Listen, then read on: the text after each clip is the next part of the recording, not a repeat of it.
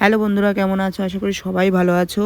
আমরা যে দুটো টিকিট কিনেছিলাম আমার এবং আমার হাজব্যান্ডের, কিন্তু সেই টিকিটের এখানের থেকে লাড্ডু দেয়। আবার এখানে দেখো সব কিছু তুমি কিনতে পারবে। আমরা অনেক কিছু কিনেছি, দেখতে পাচ্ছ একদম অরিজিনাল যাকে বলে, এখান থেকে নেওয়া যায়। আমরা এখান থেকে অলরেডি নিয়েও নিয়েছি।